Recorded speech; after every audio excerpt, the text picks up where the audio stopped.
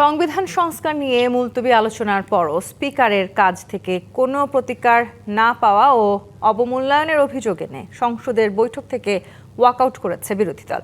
এর আগে ফ্লোর নিয়ে বিরোধী দলীয় নেতা মঙ্গলবার দেয়া আইনমন্ত্রীর বক্তব্যের পরিপ্রেক্ষিতে নিজের অবস্থান পরিষ্কার করে বলেন, মন্ত্রী সংবিধান সংশোধন কমিটি গঠন নিয়ে তাকে ভুলভাবে উদ্ধৃত করেছেন।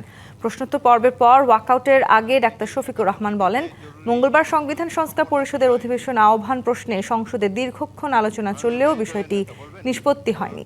সংকট নিরসন না হওয়ায় এবং স্পিকারের কাছে কোনো প্রতিকার না পাওয়ায় অবমূল্যায়ন মেনে নিতে না পেরে ওয়াকআউট করার কথা জানান বিরোধী দলীয় নেতা। এরপরই বিরোধী দলের সদস্যরা অধিবেশন কক্ষ ত্যাগ করেন।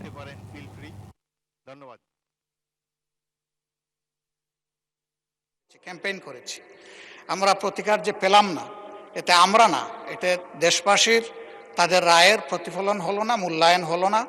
আমরা বিরোধী দলে বসে এই অবমূল্যায়ন আমরা মেনে নিতে পারি না। এই জন্য তার প্রতিবাদে আমরা ওয়াকআউট করছি। মাননীয় বিরোধী দল নেতা, আপনি আমার বক্তব্য তো সম্পূর্ণ করতে দিলেন না। আমি আপনার পুরো বক্তব্য শুনেছি।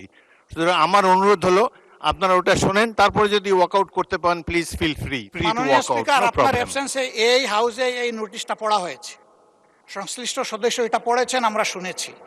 এই জন্য আমরা বুঝে শুনেই বলছি যে এই দুই কারণেই আমরা এখন ওয়াকআউট করছি। আপনাকে ধন্যবাদ।